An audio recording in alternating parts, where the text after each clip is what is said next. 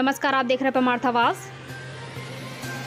जन अधिकार पार्टी के प्रदेश सचिव रामकुमार यादव के नेतृत्व में प्रखंड मुख्यालय के एक निजी स्कूल में एक कार्यकर्ता बैठक सह मिलन समारोह का आयोजन किया गया।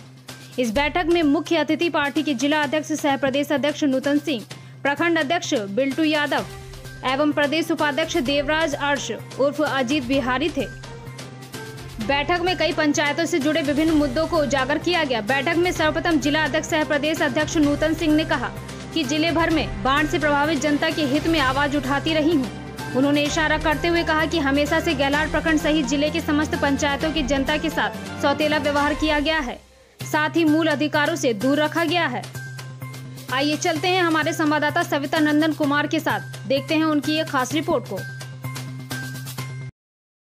जो मैं हूं आपके साथ सविता नंदन कुमार। इस वक्त चुनावी माहौल है। चुनावी माहौल में सभी दल अपने अपनी पार्टी की बैठक कर जीत की सुगंध के लिए काफ़ी प्रयास कर रही है। इसी बीच हम पहुंचे हैं गैलाड प्रखंड के एक निजी विद्यालय में। जन अधिकार पार्टी का एक चुनावी बैठक चल रही है। यहाँ हम यहाँ के कुछ प्रतिनिधियों से बातचीत करेंगे कि इस चुनावी माहौल को, चुनाव को कैसे जीता जाए। इसी मुद्दे पर हमसे खास बातचीत करने के लिए मौजूद है जिला अध्यक्ष सह प्रदेश अध्यक्ष नूतन सिंह। इनसे हम जानेंगे कि क्या रणनीति है कि इस चुनाव में आप छक्का लगाएंगे। जी, हम मधेपुरा जिला से चल के आए हैं गैलाड प्रखंड। यहाँ जितने भी उपस्थित मेरे भाई लोग हैं, गार्जियन हैं, सभी से दिल का बात जानने के लिए। भाई लोग से जानने से हम संतुष्ट हैं। जो विधानसभा में पप्पू यादव को हम लोग बैठा देंगे। बहुत बहुत धन्यवाद। हमारे साथ मौजूद हैं सांसद प्रतिनिधि रामकुमार यादव। उनसे हम जानेंगे कि क्या आपके पूर्व सांसद पप्पू यादव जी मधेपुरा से खुद चुनाव लड़ रहे हैं, क्या रणनीति है? देखिए, पप्पू यादव के लिए किसी क्षेत्र विशेष में जोड़ना इनको हमको न्यायोचित नहीं लग रहा है। चूँकि पप्पू यादव पूरे देश, पूरे भारत ही नहीं विदेश में भी इनकी चर्चा चलती है। इनका जो कर्म है, वजूद है, इसकी चर्चा पूरे देश दुनिया में चलती है। ये जान लीजिए कि भारत के संविधान में जो अधिनियम, विधि नियम, परिनियम, ये जो नियम किया गया है, भारत के संविधान में प्रतिनिधित्व जनता के द्वारा होती है और जनता के द्वारा चुने हुए प्रतिनिधि उनकी सेवा के लिए आते हैं। साथियों, तो मैं कहना चाहता हूं कि दुनिया में जितने भी दल हैं जो पार्टी बना के चलते हैं, वो तमाम का संविधान के प्रति यह नियम है कि उसका एक ही उद्देश्य है, समाज का सेवा करना, सभी जाति धर्म संप्रदाय का सेवा करना, किसी के पास भेदभाव नहीं करना। लेकिन साथियों, ऐसा किसी भी दल के और पूरे भारत का कोई भी एक लीडर, कोई एक भी नेता कह दे कि जो संविधान का कद्र करते हुए सभी जाति धर्म संप्रदाय के प्रति जो उत्तरदायी करते हैं सांसद पप्पू यादव, मैं अतिशयोक्ति नहीं कहता। मैं दुनिया के तमाम नेता से, तमाम पार्टी के नेताओं से, प्रधानमंत्री कोई बन जाए, मुख्यमंत्री कोई बन जाए, मतलब गैलाड का जो मूवमेंट है, कहीं कोई जाति पाति, कोई संप्रदाय नहीं रहा है। गैलाड में सारे संवर्ग के लोग पप्पू यादव को मान चुके हैं। अब की कहीं कोई कुछ मतलब चुनाव नहीं है पप्पू यादव के साथ।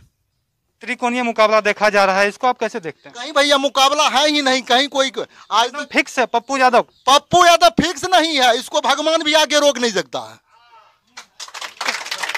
क्या लगता है कि पप्पू यादव मधेपुरा विधानसभा में कभी आएंगे भ्रमण करने या नहीं? कभी आएंगे कि नहीं आएंगे, लेकिन हम विधानसभा चुनाव को लेकर जी हम लोग गैलाड वाले चाह रहे हैं कि गैलाड नहीं भी आए तो कोई दिक्कत नहीं है। गैलाड वालों को, गैलाड में सब पप्पू यादव बन के चुनाव लड़ रहा है। जितना आप कार्यकर्ता देख रहे हैं, सैकड़ों में, हजारों में, ये सब अपने आप को पप्पू यादव समझता है। और यहाँ मौजूद प्रदेश उपाध्यक्ष, इनसे हम बात करेंगे कि सर क्या रणनीति अभी तक तैयार हुई है इस चुनावी माहौल के लिए? चुनावी रणनीति उसके लिए बनाया जाता है जिसको थोड़ी कठिनाइयाँ होती है।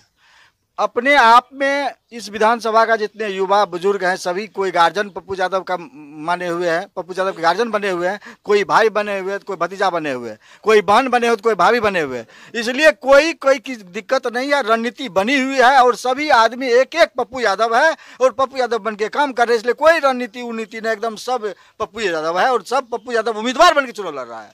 यहाँ पे एक खास और मेहमान है हमारे जिला परिषद डॉक्टर BK आर्यन जी, इनसे जानेंगे। सर, आपका क्या कहना है इस चुनावी माहौल के बारे में? देखिए, मधेपुरा विधानसभा पूरे बिहार की राजनीति को तय करती है और इसीलिए मधेपुरा विधानसभा की जनता की पुकार है कि यहाँ पप्पू यादव लड़कर पूरे बिहार की आवाज़ बने। और मैं कहना चाहूँगा कि 15 साल, पिछले 15 साल बनाम पिछले ये वर्तमान 15 साल, 30 साल बनाम 3 साल हम लोग की लड़ाई शुरू हुई है। इसीलिए मुझे पूरी उम्मीद है और हम लोग पूरे जितने भी घेलार की कार्यकर्ता है तब तमाम ताकत लगा दिए हैं और कहीं कोई किसी से पप्पू यादव का टक्कर नहीं है। हम लोग भारी मत से चुनाव जीत रहे हैं। 15 साल बनाम 15 साल बनाम 3 साल क्या है सर?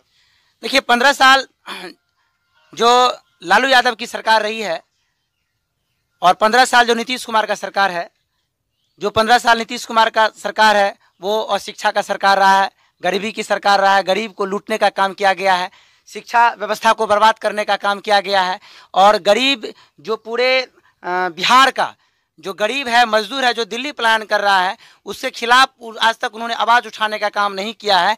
और इसीलिए हमारे माननीय नेता पप्पू यादव बनाम 15 साल और बनाम 3 साल में जितने भी कठिनाइयाँ इनको दूर करने का काम हमारे पार्टी के राष्ट्रीय अध्यक्ष माननीय पप्पू यादव करेंगे। और हम लोग भारत में पहली बार, ऐसे कहा जाए तो विश्व में पहली बार ऐसा कोई लीडर पहली बार कोर्ट में हैप्पी डिफीट देकर चुनाव लड़ रहा है। जो 3 साल में अगर हम लोग बिहार की रणनीति और राजनीति और जो भी शिक्षा नीति है, जो गरीबी नीति है, इसको हम लोग नहीं मिटाएंगे, 3 साल में हम लोग स्वतः त्याग पत्र कर देंगे। इसमें इनका कहना है कि बिहार में हम प्रतिज्ञा पत्र सौंपकर चुनावी यात्रा में उतरे हैं और चुनाव जीतने के बाद 3 साल में बिहार की तमाम समस्याओं को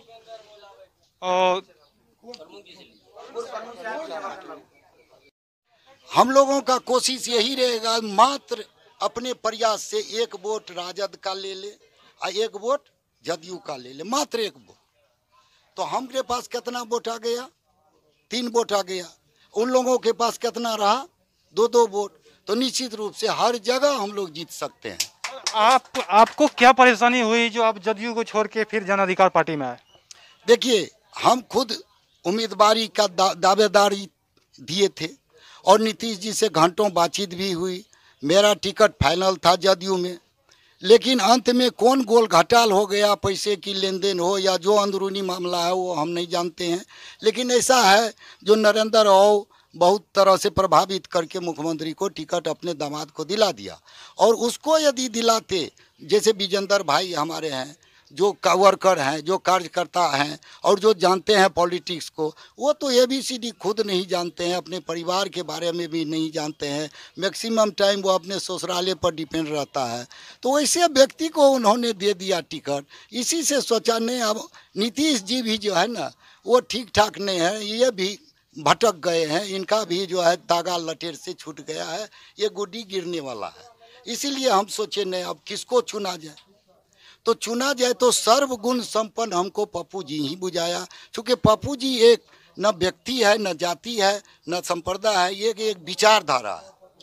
और इन्होंने कहीं देख करके किसी का मदद नहीं किया है, न जात का न संप्रदाय का। यही इनमें विशेषता है और दिल से ही जनता का हित सोचते हैं, जनता का भलाई सोचते हैं। बस इसी कारण हम सोचे जी यहीं से शुरुआत किया जाए, चूँकि उनका गिरी प्रखंड है, गिरी क्या कहते हैं जिला है। अब हम बात करेंगे त्रिभुवन यादव, भतरंदा परमानपुर पंचायत के मुखिया प्रत्याशी हैं। इनसे बात करेंगे कि वर्तमान में चुनावी जो दशा है मधेपुरा विधानसभा के लिए पप्पू यादव कितना चुनौतीपूर्ण रहेंगे? पप्पू यादव के लिए तो चुनौती के विषय में कुछ कहा ही नहीं जा सकता है। जोड़ा लगाने वाले से लगाइए जोड़ा, क्योंकि पप्पू यादव अपनी इच्छा से यहाँ से चुनाव नहीं लड़े हैं। पप्पू यादव का आने का मतलब हुआ कि विरासत को ख़त्म करने के लिए पप्पू यादव को यहाँ का जनता बुलाया है कि विरासत के नाम पर, चूँकि आपने कहा कि त्रिकोणीय संघर्ष है, त्रिकोणीय संघर्ष कभी नहीं होगा, क्योंकि एक तरफ तीर छाप से निखिल मंडल को दिया गया है। अगर पूरे विधानसभा में निखिल मंडल 200 आदमी का नाम गिना देगा तो हम लोग उसको नेता मान लेंगे। 200 आदमी का जो आदमी नाम नहीं जानता हो, जिस आदमी को मधेपुरा में कॉलेज चौक पर छोड़ दीजिएगा, अपना डेरा नहीं जा सकता है। अगर वो किसी गाड़ी से अकेला गाड़ी चला के घेलाड़ प्रखंड नहीं आ सकता है कि मेरा प्रखंड कहाँ है, उस आदमी को पप्पू यादव से कैसे जोड़ा लगाया जा सकता है? पप्पू यादव से जोड़ा लगाइए तो नरेंद्र मोदी से लगाइए, तेजस्वी यादव से लगाइए, लेकिन शेखर यादव और निखिल मंडल से पप्पू यादव का जोड़ा नहीं लग सकता। तो शेखर यादव निखिल मंडल से जोड़ा नहीं लगाएंगे और वो मुख्यमंत्री के दावेदारी भी ठोक रहे हैं पप्पू यादव, तो इसमें क्या कहना है आपका? मेरा कहना है कि जिस आदमी को रहने का घर नहीं था, विधायक बना तो पटना में जमीन लिया, बिल्डिंग बनाया, लेकिन पप्पू यादव अपने पिताजी का सैकड़ों जमीन बेच के गरीब के बीच बांट दिया है। इसीलिए पप्पू यादव इसलिए मुख्यमंत्री का दावेदार है कि पूरे हिंदुस्तान में कोरोना वायरस से लेकर के बाढ़ पीड़ित में आप देखिए, उसका जांच करवाइए। अपने पूर्णिया और खुर्दा का जमीन बेच करके पूरे हिंदुस्तान में बाढ़ पीड़ित और कोरोना वायरस वाले को बांटने का काम किया है। इसलिए मुख्यमंत्री का दावेदार, उसको होने से कोई रोक नहीं सकता। आपका नाम? मेरा नाम त्रिभुवन कुमार यादव जी है। और भतरंदा है, घेलार प्रखंड, मधेपुरा जिला है। इसमें मधेपुरा विधानसभा के लिए कितना संघर्षशील रहेंगे पप्पू यादव? इसमें कहने का कोई मतलब नहीं है, पूछने का। यहाँ जो हम लोग